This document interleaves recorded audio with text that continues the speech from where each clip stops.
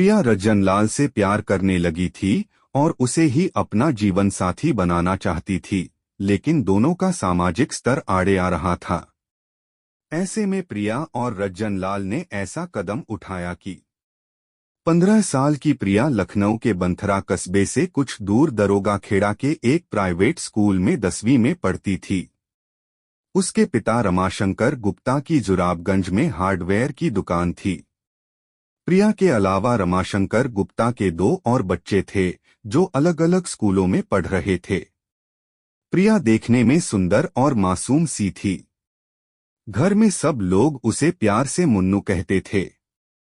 घर के बच्चों में वह सबसे बड़ी थी, इसलिए माता पिता उसे कुछ ज्यादा ही प्यार करते थे। घर वालों के इसी लाड़ प्यार में वह कुछ जिद्दी सी हो गई थी। स्कूल में प्रिया की दोस्ती कुछ ऐसी लड़कियों से थी जो खुद को ज्यादा मॉडर्न समझने के चक्कर में प्यार मोहब्बत में पड़ गई थीं। उसकी कई सहेलियों के बॉयफ्रेंड थे जिनसे वे उसके सामने ही बातें करती थीं। प्रिया इन बातों से दूर रहती थी। वह अपना ज्यादा ध्यान पढ़ाई पर देती थी। लेकिन कहते हैं कि साथ रहने वाले पर थोड़ा बहुत संगत का असर पड़ ही जाता है। सुप्रिया ने कहा, प्रिया, तू हमारी बातें तो खूब सुनती है, कभी अपने बारे में नहीं बताती। तेरा कोई बॉयफ्रेंड नहीं है क्या? नहीं, मैं इन चक्करों में नहीं पड़ती।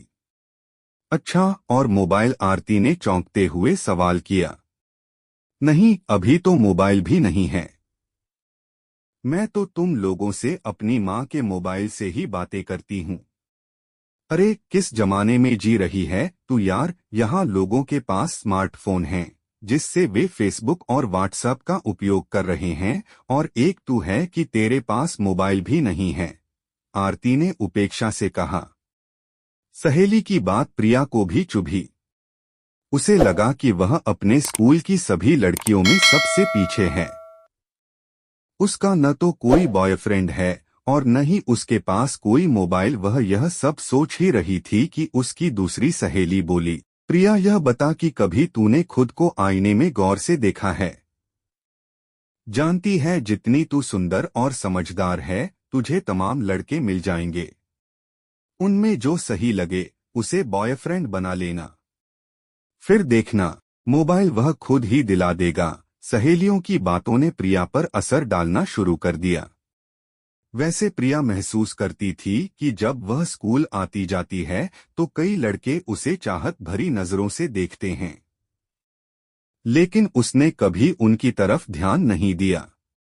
अब उन मनचलों के चेहरे उसके दिमाग में घूमने लगे। वह यह सोचने लगी कि वह किस लड़के से दोस्ती करे। प्रिया के स्कूल आने जाने वाले रास्ते में एक लड़का हमेशा बंठन कर खड़ा रहता था। वह उम्र में उससे कुछ बड़ा था। प्रिया को और लड़कों के बजाय वह लड़का अच्छा लगा।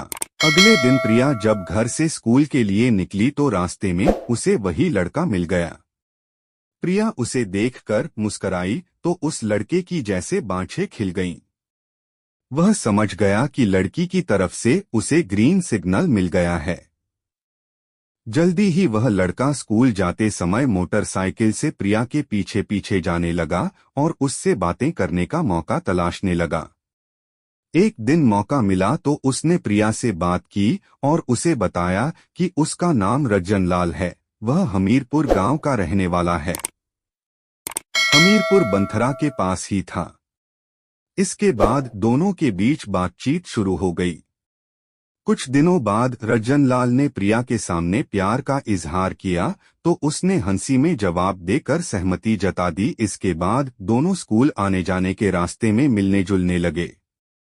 रज्जनलाल टेम्पो चलाता था।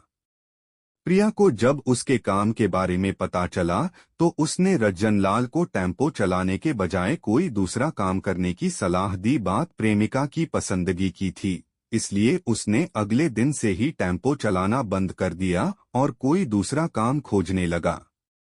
वह चूंकि ज्यादा पढ़ा लिखा नहीं था, इसलिए काफी कोशिश के बाद भी उसे दूसरा काम नहीं मिला। रज्जनलाल को पता था कि प्रिया के पिता रमाशंकर गुप्ता की हार्डवेयर की दुकान है। उनकी दुकान पर उसका एक दोस्त काम करता था। उसी की मार्फत उसे जानकारी मिली कि रमाशंकर को अपनी दुकान के लिए एक और लड़के की जरूरत है। रजनलाल ने सोचा था कि अगर उनकी दुकान पर उसे नौकरी मिल जाती है तो उसे प्रिया से मिलने में आसानी होगी। अपने उसी दोस्त की मार्फत रजनलाल ने रमाशंकर गुप्ता से नौकरी के बारे में बात की, फलस्वरूप उनके यहां उसे नौकरी मिल गई। अगले कुछ दिनों में ही रजनलाल ने अपने कामकाज से रमाशंकर पर विश्वास जमा लिया। उन्हें यह पता नहीं था कि उसका उनकी बेटी प्रिया के साथ कोई चक्कर चल रहा है। यही वजह थी कि कोई काम होने पर वह उसे अपने घर भी भेज देते थे। घर जाता तो वह प्रिया से भी मिल लेता था। चूंकि घर पर वह प्रिया से ज्यादा बात नहीं कर पाता था, इसलिए उसने एक चाइनीज फोन खरीदकर प्रिया को दे दिया। इसके बाद दोनों की रात में फोन पर लंबी लंबी बातें होने लगीं। दिन में वे एक दूसरे को एसएमएस भेजकर काम चलाते। बीतते वक्त के साथ उनके बीच प्यार गहराता जा रहा था। प्यार में फंसकर प्रिया को अपने कैरियर और माँ बाप के प्यार की भी परवाह नहीं रह गई थी। सब ठीक चल रहा था कि एक दिन प्रिया की मां सपना को पता चल गया कि प्रिया का दुकान पर काम करने वाले रजनलाल के साथ चक्कर चल रहा है। उन्होंने प्रिया से मोबाइल छीन लिया और पति को सारी बात बताकर रजनलाल की दुकान से छुट्टी करवा दी। इसके बाद दोनों का एक दूसरे से संपर्क नहीं हो सका। प्रिया रजनलाल को अपने दिल में बसा चुकी थी, इसलिए पाबंदी लगाने के बाद भी वह उसे भुला न सकी। उधर रजनलाल गांव की प्रधान बिमला प्रसाद की कार चलाने लगा था। प्रिया और रजन एक बार फिर स्कूल आने जाने के रास्ते में मिलने लगे। रजनलाल के प्यार में पड़कर प्रिया ने न केवल अपने माता पिता का विश्वास खो दिया था, बल्कि वह अपनी पढ़ाई भी नहीं कर पा रही थी। स्कूल के टीचरों और छात्रों के बीच भी उसके और रजनलाल के संबंध के चर्चे होने लगे थे। बेटी की वजह से रमाशंकर की कस्बे में खासी बदनामी होने लगी तो उन्होंने प्रिया को डांटा और उसका स्कूल जाना बंद करा दिया। इससे रमाशंकर को लगा कि अब शायद प्रिया सुधर जाएगी और रजनलाल से दूरी बना लेगी। हालांकि वह चाहते थे कि प्रिया अपनी पढ़ाई पूरी कर ले, लेकिन उसके बदम बहक जाने की वजह से उन्हें यह कठोर फैसला लेना पड़ा था। खुद के ऊपर पाबंदी लगाए जाने पर एक दिन प्रिया ने ज्यादा मात्रा में नींद की गोली खाकर जान देने की कोशिश की। यह बात रजनलाल को पता चली तो उसे इस बात का दुख हुआ। वह प्रिया से बात करके उसे समझाना चाहता था, लेकिन उसे प्रिया से मिलने का कोई रास्ता नजर नहीं आ रहा था। ऐसे में उसे अपने उस दोस्त की याद आई जो प्रिया के पिता की दुकान पर काम करता था। उसने एक मोबाइल और सिम कार्ड खरीदकर उसके हाथों प्रिया के पास भिजवा दिया। इसके बाद उन दोनों के बीच फिर से बातचीत का सिलसिला शुरू हो गया। इसके साथ ही रजनलाल प्रिया का दीदार करने की कोशिश में उसके घर के आसपास मंडराने लगा। रमाशंकर ने जब यह देखा तो उन्होंने इसकी शिकायत उसके घर वालों से की। रजनलाल की शिकायतें सुन सुनकर उसके घर वाले परेशान हो चुके थे। उन्होंने सोचा कि अगर रजनलाल की शादी कर दी जाए तो वह प्रिया को भूल जाएगा। कुछ दिनों बाद रजनलाल के लिए उन्नाव जिले के गांव मटियारी में रहने वाले प्रहलाद की बेटी अलका से शादी का प्रस्ताव आया। लड़की ठीक ठाक थी, इसलिए घर वालों ने फटाफट उसकी शादी अलका से तय कर दी। चूंकि घर वालों को शादी की जल्दी थी, इसलिए 21 फरवरी 2014 को शादी का दिन मुकर्रर कर दिया गया। दोनों ही तरफ से शादी की तैयारियां होने लगीं। उधर घर वालों के दबाव में रजनलाल शादी के लिए इनकार तो नहीं कर सका, लेकिन वह मन से इस शादी के लिए तैयार नहीं था।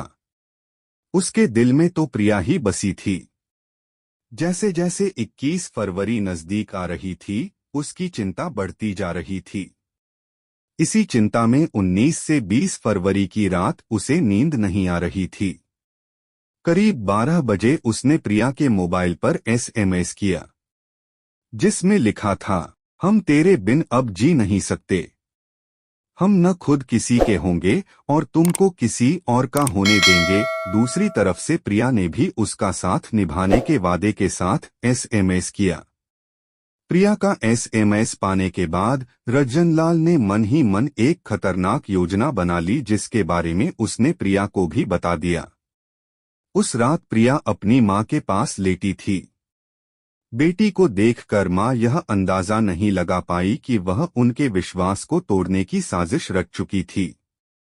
देर रात जब घर के सब लोग सो गए तो करीब 1 बजे प्रिया छत के रास्ते से निकलकर घर से बाहर आ गई। योजना के अनुसार रज्जनलाल अपनी मोटरसाइकिल लेकर उसके घर से कुछ दूर आकर खड़ा हो गया। प्रिया उसके पास पहुंच गई। वहां से दोनों मोटरसाइकिल से लालाखेड़ा चले गए। बंथरा के पास स्थित लालाखेड़ा के टुडियाबाग स्थित प्राथमिक विद्यालय में एनएसएस का शिविर लगा था। इस शिविर में छात्र अपने टीचरों के साथ रुके हुए थे। 20 फरवरी 2014 की सुबह 7 बजे के वक्त शिविर के कुछ छात्र खाना बनाने के लिए लकड़ी लेने गांव से कुछ दूर एक खेत के नजदीक पहुंचे तो वहां एक लड़की की लाश देखकर उनकी चीख निकल गई। लाश औंधे मुंह पड़ी थी। छात्रों ने यह बात अपने टीचरों को बताई तो उन्होंने इसकी सूचना थाना बंथरा पुलिस को दी। थाना प्रभारी वीरेंद्र सिंह यादव पुलिस बल के साथ घटनास्थल पर पहुंच गए। तब तक वहां गांव के तमाम लोग एकत्र हो गए थे। पुलिस ने जब लड़की की लाश सीधी की तो उसे देखते ही लोग चौंक गए, क्योंकि वह बंथरा के ही रहने वाले रमाशंकर गुप्ता की बेटी प्रिया थी। जिस जगह लाश पड़ी थी वहीं पर एक मोटरसाइकिल खड़ी थी और एक तमंचा भी पड़ा हुआ था।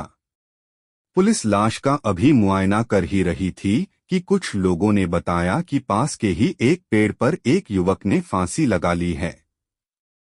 उसकी लाश महुआ के पेड़ में लटक रही है। थाना प्रभारी तुरंत उस महुआ के पेड़ के पास पहुंचे।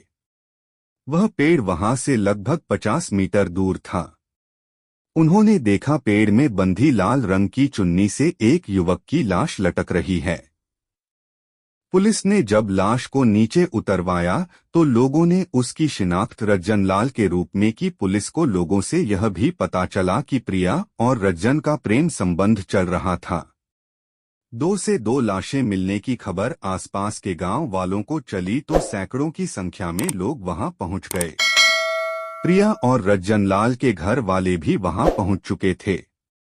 थाना प्रभारी वीरेंद्र सिंह यादव ने यह सूचना अपने अधिकारियों को दी तो लखनऊ के एसएसपी प्रवीण कुमार त्रिपाठी, एसपी पूर्वी क्षेत्र राजेश कुमार, एसपी क्राइम रविंद्र कुमार सिंह और सीओ कृष्णानगर हरेंद्र कुमार भी मौके पर पहुंच गए। सभी पुलिस अधिकारियों ने घटनास्थल और लाशों का मुआयना किया। प्रिया की कमर का घाव देखकर लग रहा था कि उसकी हत्या वहां पड़े तमंचा से गोली मारकर की गई थी। अधिकारियों ने अनुमान लगाया कि रज्जनलाल ने पहले प्रिया को गोली मारी होगी और बाद में उसने खुद को फांसी लगाई होगी। प्रिया की लाश के पास जो मोटरसाइकिल बरामद हुई थी, पता चला कि वह रज्जनलाल की थी। पुलिस ने घटनास्थल की जरूरी कार्रवाई निपटाकर दोनों लाशों को पोस्टमार्टम के लिए भेज दिया। उधर रज्जनलाल के भाई राजकुमार ने आरोप लगाया कि उसके भाई और प्रिया एक दूसरे से प्यार करते थे, इसलिए प्रिया के पिता रमाशंकर ने कुछ लोगों के साथ मिलकर प्रिया और रज्जनलाल की हत्या की है। उसने इसे ऑनर किलिंग का मामला बताते हुए आरोपियों के खिलाफ रिपोर्ट दर्ज करने की मांग की। रज्जनलाल बंथरा की ग्राम प्रधान विमला कुमार की गाड़ी चलाता था।